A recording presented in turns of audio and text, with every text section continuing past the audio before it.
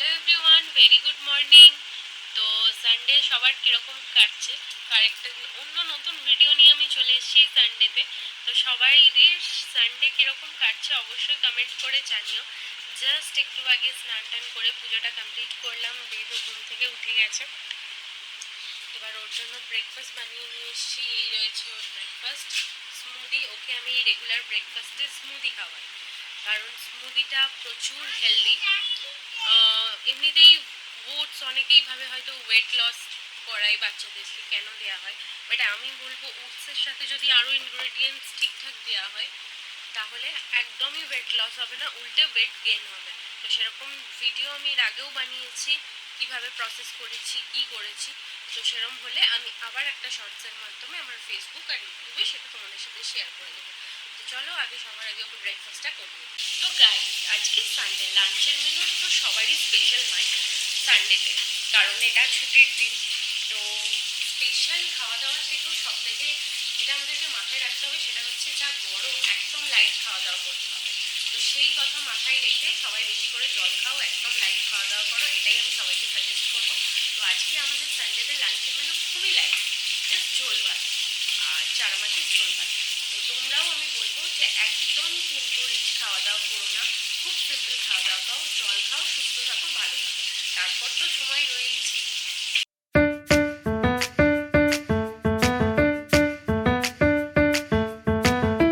Good evening. তো এখন 7টা বাজে। তো আজকে দুপুরবেলা ঘুমানো হয়নি।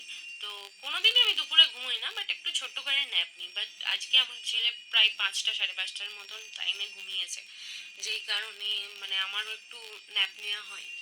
তো যাই হোক, ও এখনো ঘুমোচ্ছে, আমি দেখাচ্ছি না, কারণ ঘুমন্ত অবস্থায় তো কারোরই ছবি বা ভিডিও করতে নেই, সেই কারণে। বাট আজকে আমি একটা জিনিস তোমাদের সাথে এখন শেয়ার করব, সেটা হচ্ছে আহ, এই জায়গাটা দেখো। এখন আমি এই জায়গাটা, আমার ড্রেসিং টেবিলটা ক্লিন করেছি, ঠিক আছে? এটা ক্লিন করা, হ্যাঁ, আমার এত মানে জিনিস এখানে টুকুস টুকুস করে হয়ে গেছে, যেগুলো আমি ফেলে দিতেও পারছি না, বাট কিছু করতেও পারছি না, তো ওই জিনিসগুলো ওখানেই রয়েছে। তো তার আগে বলি, আমার বরের আমার ওপর একটা কমপ্লেন আছে, ঠিক আছে? সেটা হচ্ছে কি কমপ্লেন, আমি তোমাদেরকে দেখাচ্ছি। এই যে আমার রুমে দুটো বোর্ড, সবার আগে বলি, একটা আমাদের বেডের কাছে বোর্ড আছে, আর একটা আমাদের টিভির কাছে এরকম একটা বোর্ড আছে।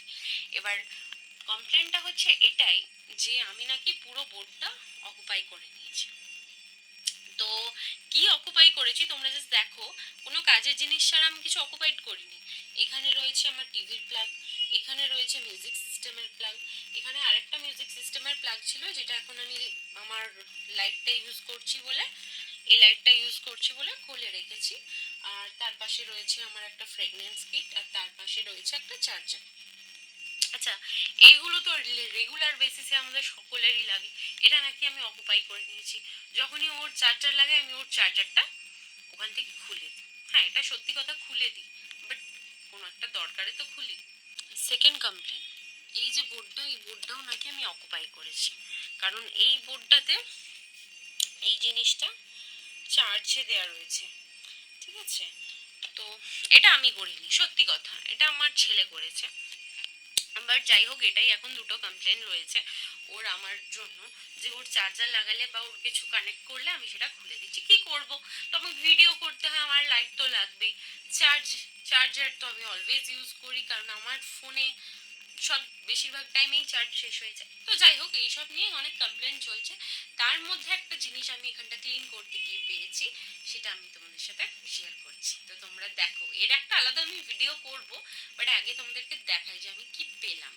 তো এই যে আমার হাতে দেখতে পাচ্ছ পালকি, তো সবার কাছে এটা হয়তো আছে।